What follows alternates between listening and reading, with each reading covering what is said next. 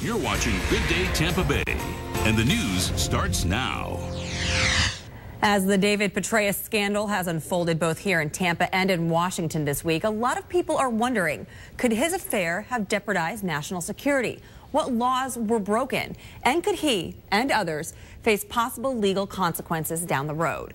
Well, one thing is clear, there's a lot going on here. So attorney Felix Vega joins us this Sunday morning to help us understand the legal angle to all of this. There's a lot to break down. Yes, there are a lot of moving parts to this whole story, as we've talked about. Good morning again, Jen. Thanks for being here. So it all started in Tampa with Jill Kelly and emails between Paula Broadwell, General George Allen, even Tampa Mayor Bob Buckhorn as late as Friday. Right. Can and you so walk us through this? The email started basically with General Allen. He was receiving anonymous emails from Jill Kelly. Then from Paula Broadwell. Okay. Then Paula Broadwell started emailing Jill Kelly. Then Jill Kelly and General Allen started talking via email, and that's how this whole thing started going. Then, of course, Jill Kelly talked to that now the shirtless FBI agent. Yes. You know, to add another layer to this. And so when he started running it through the ranks of the FBI, then it gets to House Majority Leader Eric Cantor. So everyone's knowing about all these emails going back and forth. They eventually traced it back to Paula Broadwell, but then now this whole layer of Jill Kelly and this whole situation that she's found herself in, representing herself as an honorary counsel with the State Department and a diplomat. She also sent emails to Bob Buckhorn and dragged him into it. And numerous times she references, I pulled some of them that were released the other day. I have Petraeus and Allen both emailing me about getting this dealt with. It's kind of concerning that she was involved in all these high-level security meetings and security scandals and also these concerns. It begs the question, why are these two generals so involved with her, or is she kind of trumping this up more than what it really is? Sure. Now, another twist to this story. General Petraeus could actually face charges in military court for adultery.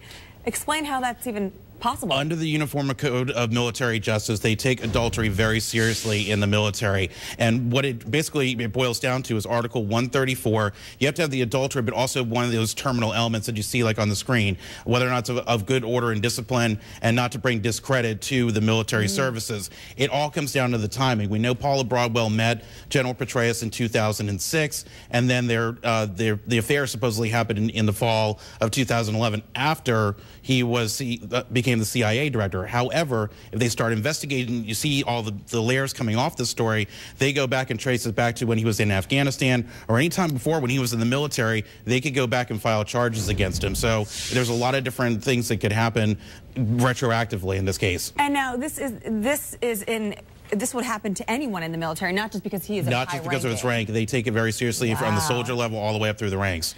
Now, the White House also claiming it had no knowledge that the FBI was looking into the affair between General Petraeus and Paula Broadwell. True or false? Partially true, because the way the FBI is set up, this started in the Clinton administration with Attorney General Mike Mukasey. He set up specific guidelines to keep the FBI investigation separate from national security matters. They want to keep it all very apolitical, so to speak. So the FBI was conducting an investigation into Petraeus and the affair with Paula Broadwell. The problem is they were also investigating the attack in Benghazi. So that was a national security issue. Whether or not the NSC, the National Security Council, and the White House should have been advised of the Petraeus investigation, that's a whole thing that needs to be fleshed out. But there are definite concerns and bleed over between the two. The FBI, they do not have to disclose to the White House any criminal investigations, even when they're asked. But again, you have this sort of bleed over between national security, Petraeus dealing with Paula Broadwell, and also what ended up being a cybercrime investigation to begin with. And speaking of security, we don't have much time left, but this situation makes me and everyone else wonder, how about our personal emails? Is it easy for law enforcement to get a hold of them? Very easy, because under the Communications Act that's in place right now, it was last updated in 1986. All law enforcement really needs is a subpoena for your IP, your provider. So anytime you send an email, your IP address is embedded in them. They can figure out where it's coming from. Also, your wireless router in your house, for example, a lot of us have, Bright House or Verizon. It all comes back to, they can trace it back to that router and your computer. Now, to get your computer, they would need a search warrant. Google, the ACLU, and a lot of other agencies and computer agencies want to clamp down on that, saying you need more than a subpoena.